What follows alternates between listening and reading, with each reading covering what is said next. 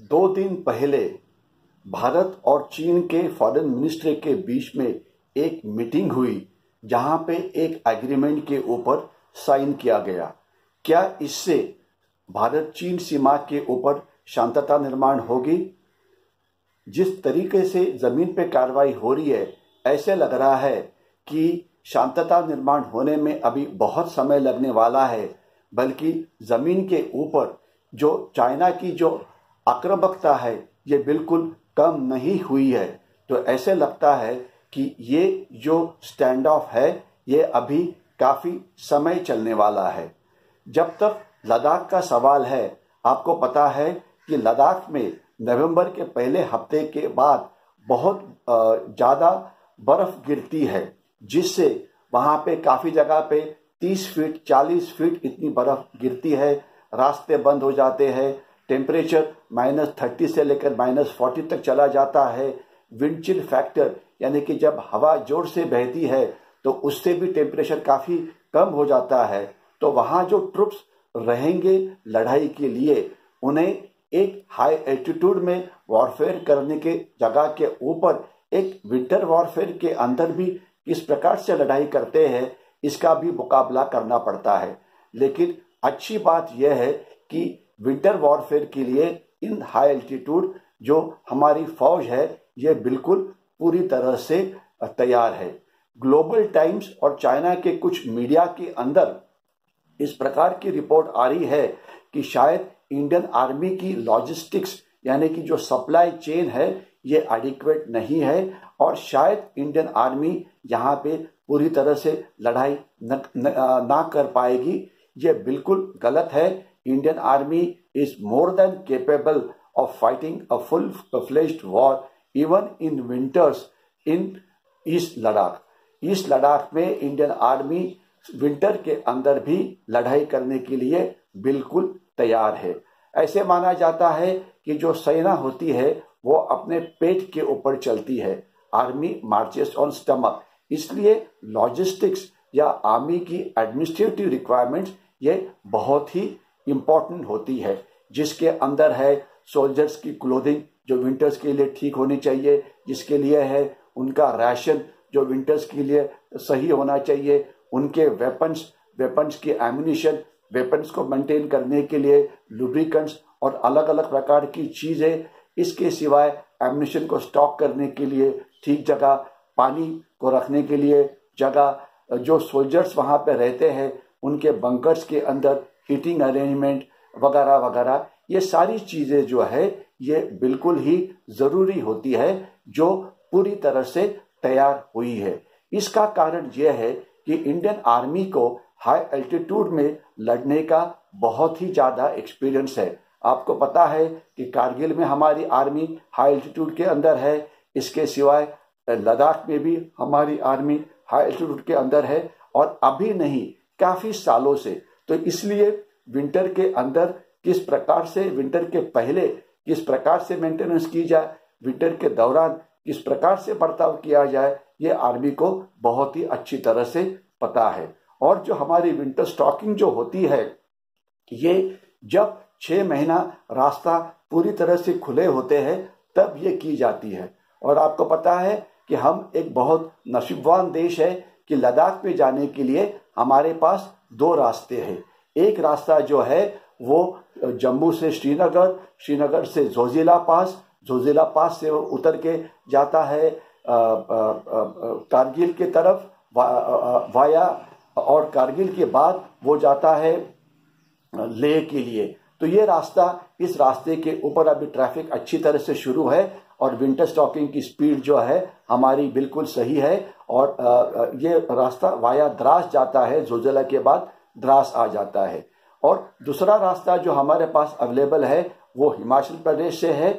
ये खरदुंगला पास से जाता है लेह की तरफ, और इसे अभी 2-3 जगह पे हम टनलिंग कर रहे हैं। और एक अच्छी बात यह है कि जो अटल टनल है, जो अटल बोगदा है, वो बिल्कुल तैयार हो गया है, जिससे इस एक्सिस से भी हम अच्छी तरह से मेंटेनेंस कर सकते हैं। इतना ही नहीं तो हमारी लद्दाख के अंदर बहुत सारे एयरफील्ड्स है, लेह में है, थॉइस में है, कारगिल में है। तो उनका भी इस्तेमाल हम एयर मेंटेनेंस के लिए अच्छी तरह से कर रहे हैं। और विंटर स्टॉकिंग की तैयारियां बिल्कुल 100% फुल हो गई है, क्योंकि हमने अच्छी तरह से प्लानिंग की है और लॉजिस्टिक्स जो जो जरूरी है वो यहाँ पे लाया गया है। इतना ही नहीं, तो ये जो रोड शायद नवंबर के बाद बंद पड़ सकती है, तो उसे कुछ और दिन खुला रखने के लिए हमने वहां पे मॉडर्न जो स्नो क्लियरिंग इक्विपमेंट है वो भी लाई हुई है, जिससे ये रोड जो आमतौर पे नवंबर में बंद होता है वो शायद और 1 महीना चलेगा। जो एक्सिस आपकी जोजिला की है वहां पर, और उसी प्रकार से 1-2 महीना और रोड चलेगी हिमाचल प्रदेश से, यानी कि हमारे पास मेंटेनेंस के लिए और ज्यादा वक्त मिलेगा, जिससे डेली मेंटेनेंस जो है ये चालू रहेगी। इतना ही नहीं, तो जो सोल्जर्स जो वहां पे एडिशनल आए हुए हैं, आपको पता है मीडिया में रिपोर्ट आ रही है काफी सारी फौज हमने वहां पे लाई है, वो इसलिए कि वहां पे जो देश की सीमा की रक्षा करने के लिए है वो तो वहां पर है ही, लेकिन अगर चाइना के ऊपर हमला करना है तो जिसे ऑफेंसिव बोला जाता है, तो उसके लिए काफी एडिशनल ट्रुप्स हमने अलग अलग जगह से लाया हुआ है, जिसके बारे में मीडिया में बहुत जानकारी आई हुई है। तो इनके लिए भी जो मेंटेनेंस लगता है ये पूरी तरह से स्टॉक हो गया है, और हमारी जो विंटर स्टॉकिंग है पूरी तरह से तैयार है। सोल्जर्स जो यहाँ पे काम करते हैं उनको ECC यानी कि एक्स्ट्रा कोल्ड क्लाइमेट में इस्तेमाल होने वाला क्लोथिंग लगता है, वो अच्छी तरह का है, और हमने बहुत ही अच्छा क्लोथिंग हमारे सोल्जर्स के लिए प्रोक्योर किया है, जिससे उनकी हेल्थ अच्छी रहेगी। इतना ही नहीं, तो जो स्पेशल राशंस लगते हैं, क्योंकि यहाँ पे हाई कैलोरी डाइट खाना पड़ता है, न्यूट्रिशन अच्छा होना चाहिए, तो जो डॉक्टर्स ने रेकमेंड किया हुआ high calorie high nutritious ration है वो भी पूरा स्टॉक हो गया है। यहाँ पे जो हमारी इक्विपमेंट होती है, यानी कि तोहफे, यानी कि आर्टिलरी, रनगाड़े यानी कि टैंक्स, APCs यानी कि आर्मर्ड पर्सनल कैरियर्स, इनके लिए जो फ्यूल लगता है वो हाई स्पीड डीजल वगैरह जो लगता है वो भी अच्छी तरह से स्टॉक हो गया है। इनको स्पेशल लुब्रिकेंट्स लगते हैं, ये भी स्टॉक हो गए हैं, और जो भी मेंटेनेंस की जरूरत पड़ती है वो अभी पूरी तरह से तैयार हो गए हैं। इसके सिवाय पानी की जरूरत बहुत ही होती है, तो पानी के लिए हमने अलग अलग जगह के ऊपर बोरवेल्स का इस्तेमाल किया हुआ है। जहां बोरवेल्स पॉसिबल नहीं है वहां पे वाटर पॉइंट्स को एस्टेब्लिश किया हुआ है। और इस चीज के बारे में इंडियन आर्मी के इंजीनियर्स को इतना अनुभव है कि हम ना कि केवल हमारे ट्रूप्स को पानी दे सके, बल्कि हम जो वहां की लोकल पॉपुलेशन है उनके लिए भी इसका बंदोबस्त हमने कर लिया है। काफी सारे हमारे एनिमल्स वहां पे होते हैं, म्यूल्स होते हैं, याक्स होते हैं, उनकी भी जो अरेंजमेंट है वो पूरी तरह से हो गई है। जहां पे सोल्जर्स रहते हैं, सोल्जर्स का जो रहना है वो 2 प्रकार का होता है। एक तो बंकर्स जहां से वो लड़ाई लड़ते हैं, ओपन ट्रेंचेस जहां से वो लड़ाई लड़ते हैं, और दूसरा है जो लिविंग बंकर्स होते हैं, वहां पर भी उसे बिल्कुल फुल्ली हीटेड किया हुआ है, क्योंकि जब टेम्परेचर -30 -40 होता है तो सोल्जर्स को कंफर्टेबली रहने के लिए हीटिंग की जरूरत है। तो इस प्रकार की जो बुखारीज है, सेंट्रल हीटिंग की सिस्टम्स है, हमने काफी सोलर पैनल्स का भी इस्तेमाल किया हुआ है। यानी कि अलग अलग प्रकार है जिसमें बहुत ही सारी इनोवेटिव तरीके हमने अपनाए हैं, जिससे हमारे सोल्जर्स की जो लिविंग बैरक्स है, लिविंग बंकर्स है, अकोमोडेशन है, वहां पे वो पूरी तरह से कंफर्टेबली रहेंगे। इतना ही नहीं, तो अगर फायरिंग होती है, चाइना अगर तोफखाने की फायरिंग करता है, तो जो ओवरहेड प्रोटेक्शन लगती है फायरिंग से अपनी रक्षा करने के लिए, वो भी पूरी तरह से तैयार है। हमारी एम्यूनिशन जो लड़ाई के लिए चाहिए वो बिल्कुल तैयार है, इसलिए कि वहां पे हमारी अलग अलग मिसाइल रेजिमेंट भी तैनात है, तो उनकी जो अलग अलग प्रकार की मिसाइल्स है वो भी वहां पे पूरी तरह से स्टॉकिंग की हुई है। और उनके लिए स्पेशल शेल्टर्स लगते हैं, क्योंकि यह एम्यूनिशन अगर आप ओपन में रखें तो यह खराब हो सकता है, तो इसकी भी तैयारी अच्छी तरह से हो गई है। जब तक सवाल है मेडिकल का, जो इंडियन आर्मी की जो मेडिकल सिस्टम है ये पूरी दुनिया में सबसे बढ़िया है। हमारी जो कोविड-19 या कोरोना या जिसे मैं चाइनीज वायरस बोलता हूं, जो दुनिया में पूरी दुनिया की कमर उसने तोड़ दी है, लेकिन इंडियन आर्मी ने इसका इतना अच्छा मुकाबला किया है कि शायद बाकी के आर्मीज ने, बाकी देशों ने इंडियन आर्मी से सीखना चाहिए कि कोरोना के खिलाफ या चाइनीज वायरस के खिलाफ की जो लड़ाई है वो किस प्रकार की जीती जाए। और हमारे जो मेडिकल स्टाफ है बिल्कुल ही इसके लिए तैयार है। अंडरग्राउंड ऑपरेशन थिएटर्स है, फॉरवर्ड मेडिकल टीम्स है, फॉरवर्ड सर्जिकल टीम्स है। आपको पता है कि जहां पे सोल्जर जख्मी हो जाता है तो उसको वहीं पे जो फॉरवर्ड मेडिकल टीम्स होती है वहां पे उसको ट्रीटमेंट देती है। सर्जिकल सेंटर्स जहां पे ऑपरेशन किया जाता है वो भी आगे गया हुआ है। जो कोल्ड इलाके की जो प्रॉब्लम्स होती है उसे भी ठीक तरह से वहां पे कंट्रोल किया जा सकता है।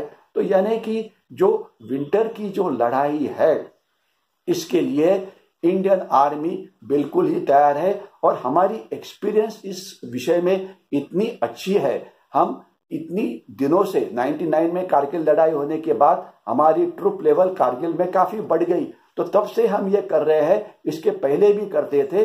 जो हमारा अनुभव है वो किसी को नहीं है।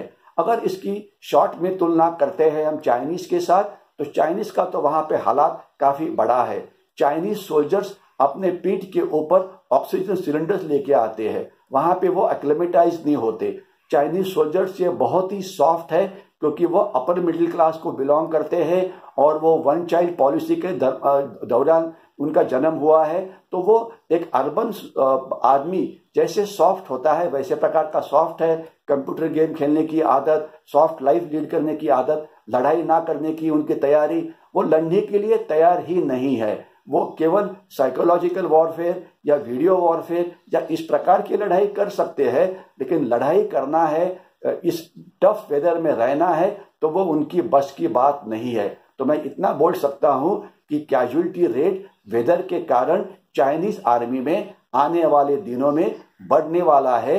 इसलिए अभी उन्होंने एडिटोरियल्स लिखने शुरू किए हैं। आज का ही मैं ग्लोबल टाइम्स पढ़ रहा था, उसमें उन्होंने एक एडिटोरियल लिखा हुआ है जो इंडियन आर्मी को एड्रेस है। देखिए, आर्मी के लिए कोई एडिटोरियल लिखता है क्या, लेकिन उन्होंने इंडियन आर्मी को एड्रेस करके एक एडिटोरियल लिखा हुआ है कि इस इलाके में रहने से, इस प्रकार की लड़ाई लड़ने से आर्मी को कोई फायदा नहीं होगा। यानी कि वो आपको मैसेज दे रहे हैं, हम दोनों पीछे चलते हैं, पीछे आराम से रहते हैं, वो लड़ाई के लिए तैयार नहीं है इस सुपर हाई एल्टीट्यूड के अंदर। और इतना ही नहीं, तो हमें यहाँ पे काफी ज्योग्राफिकल एडवांटेज भी है। हमारी जो एयर मेंटेनेंस है, हमारी जो सुपर हरक्यूलिस विमानें वगैरह जो है, वो स्ट्रेटेजिक लिफ्ट के लिए पूरी तैयार है। और हमारी जो बाकी की जो एयर मेंटेनेंस है, जो सिविल के अंदर भी काफी बहुत अच्छी डेवलप हो गई है, वो भी अच्छी तरह से तैयार है। लेकिन चाइना के लिए बहुत बड़ी प्रॉब्लम है क्योंकि उनके जो एयरपोर्ट्स जो लद्दाख में है वो ऑलमोस्ट 14-15,000 के ऊपर है। इसलिए वहां पे उनकी जो मैकेनिकल एफिशिएंसी है ये 60% से ड्रॉप हो जाती है। तो यानी कि इस विंटर के अंदर चाइनीज आर्मी का बहुत ही बुरा हाल होने वाला है। और जैसे सेकेंड वर्ल्ड वॉर में बोला था कि सेकेंड वर्ल्ड वॉर में एक शब्द सामने आया था कि general winters defeated the French army, यानी कि फ्रेंच आर्मी का पराभव विंटर की जो सीवियर कंडीशंस थी उसके कारण हुआ है। मुझे भरोसा है कि इसके दौरान चाइनीज आर्मी की कैजुअलिटीज बढ़ने वाली है, उनका नुकसान बहुत ज्यादा होने वाला है और वो ऐसा सबक सीखेंगे कि इसके बाद वो इस प्रकार की कार्रवाई नहीं करेंगे। लेकिन इसका मतलब ये नहीं है कि वो लड़ाई नहीं करेंगे। हम लड़ाई में दो चीजें होती है, एक तो आपकी एनिमी की कैपेबिलिटीज और दूसरा इंटेंशन। आज जिन्होंने 50-60 हजार फौज इस लद्दाख में लाके रखी हुई है, क्या वो उसके साथ हमला करेंगे कि नहीं, ये आने वाला समय बताएगा। लेकिन आज लॉजिस्टिकली, एडमिनिस्ट्रेटिवली इंडियन आर्मी इस प्रकार का मिस एडवेंचर अगर चाइनीज आर्मी करती है तो उसके लिए तैयार है। और अगर कुछ वो पंगा लेते भी है तो उनका इतना नुकसान होगा कि इतना नुकसान इसके पहले कभी नहीं हुआ था। तो लॉजिस्टिकली, ऑपरेशनली इंडियन आर्मी लड़ाई के लिए ईस्ट लद्दाख में विंटर्स में फुल्ली रेडी है।